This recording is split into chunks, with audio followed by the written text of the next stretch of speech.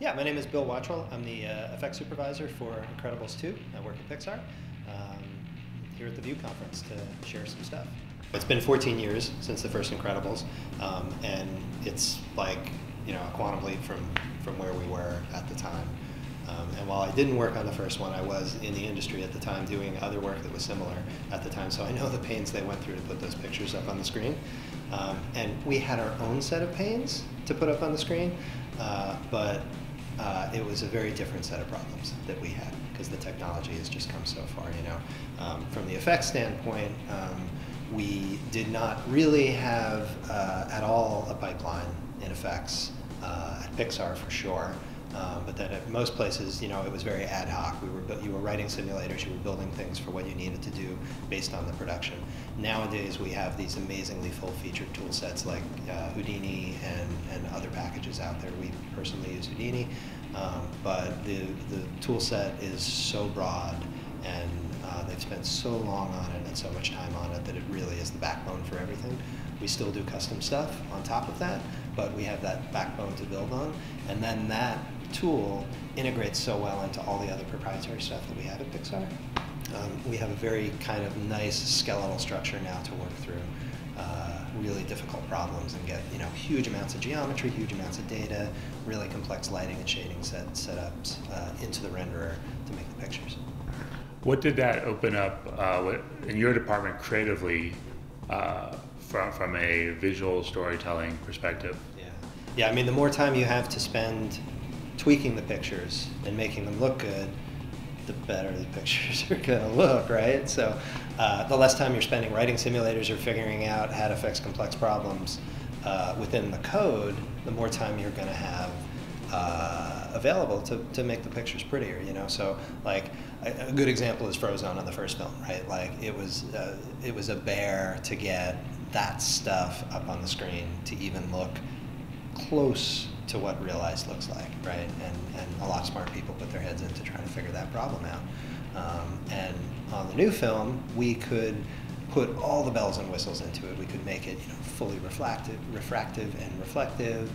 We could have, you know, all the scattering and everything internally to the geometry, and then we can build all these complex simulations on top of it.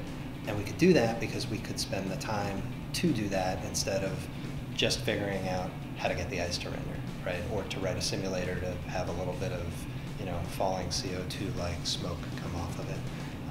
You know, and then that I can expand out into all the effects on the film. You know, there's water, there's snow, there's fire, there's lots of destruction, you know. So it just gives you way more time to make the pictures look pretty. You've worked on multiple sequels while at PIXAR. When you guys are jumping into a new film, is there a start from scratch mentality, or is anything shared from the past? Yeah, we share as much as we can. You know, for a situation like Incredibles being 14 years, right? We're gonna have to recreate a lot of stuff, right? But we do pull everything we possibly can from the old film. In particular, all of the reference, all of the art, all of the production design, right? Like all that stuff is reused, and then we build on top of it. So again, going to the Frozone thing, like that was our stake in the ground, was Frozone's ice on the first film, you know. An interesting place that we deviated completely was Jack Jack Fire. It was really only in the short. It was in Jack Jack Attack. In this film, the fire features a lot, and we kind of inverted the whole sort of visual style of Jack Jack on Fire, whereas before he was bright internally. Now we went dark internal and bright on the edges, and we inverted his eyes, where instead of them being, you know, the structure that they were, we inverted the colors so they were bright, and they really helped the acting. And because we could iterate a lot faster on something like Fire, we could hit those visual targets. But we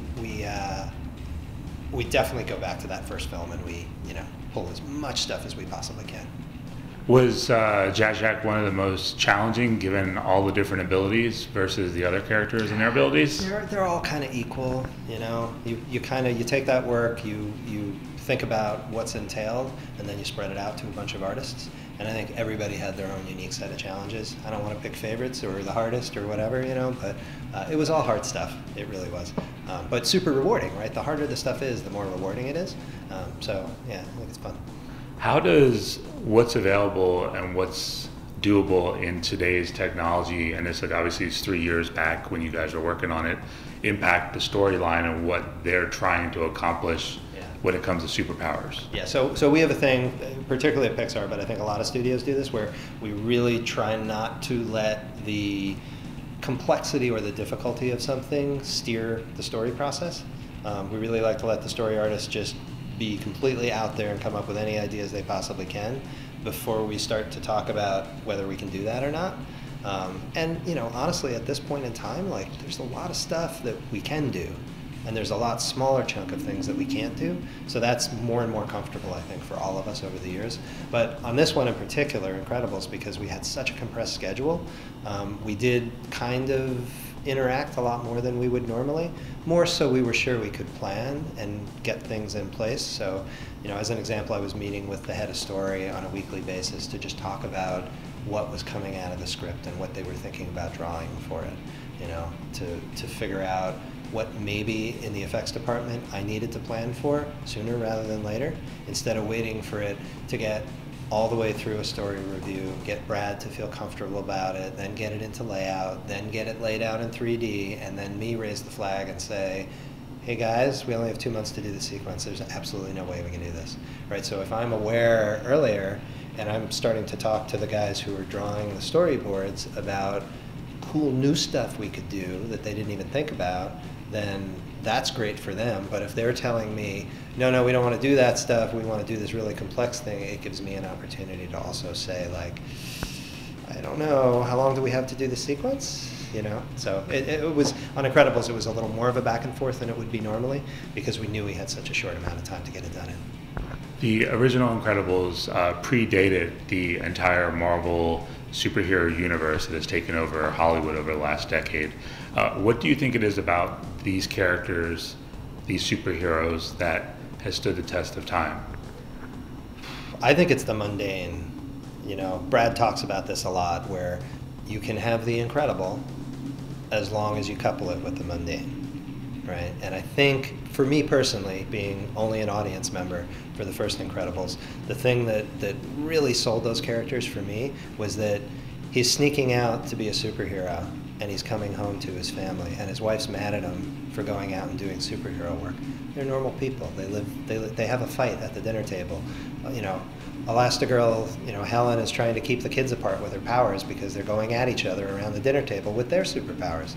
It's like, it just makes life even more complicated to have superpowers.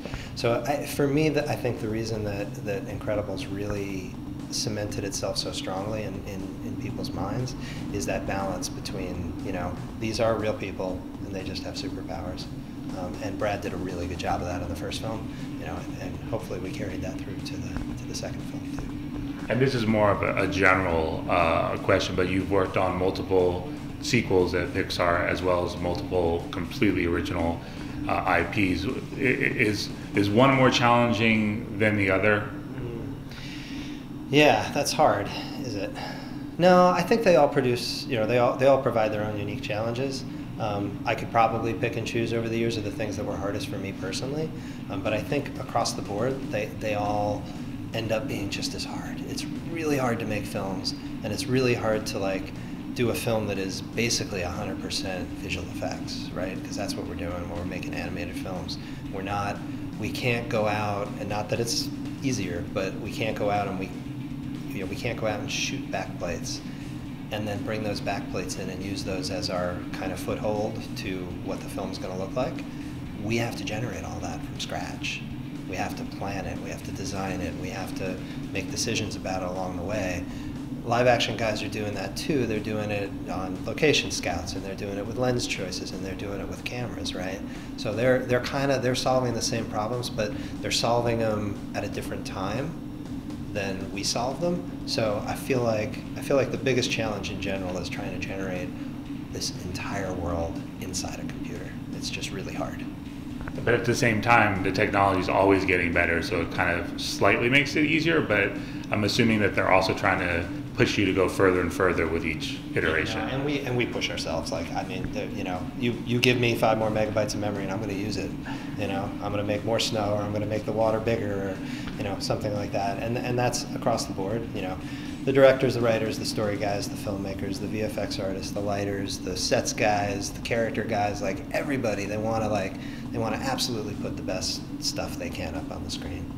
So we're going to, the technology doesn't, as it moves forward, it doesn't make it easier for us. It just allows us to make it harder for ourselves.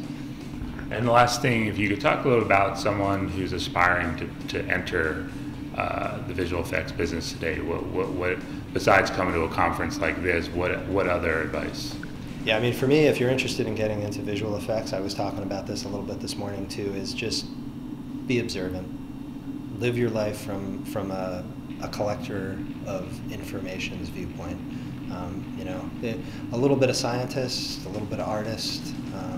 It really helps to open yourself to the world around you and see why things do what they do.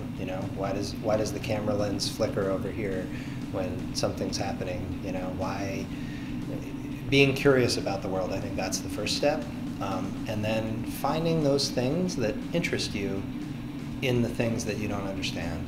And that's what led me to where I am, is trying to think about complex kind of physical reactions in the world. That's what kind of led me into effects. So I think the most important thing is to be a curious person and to kind of balance that observational with what interests you.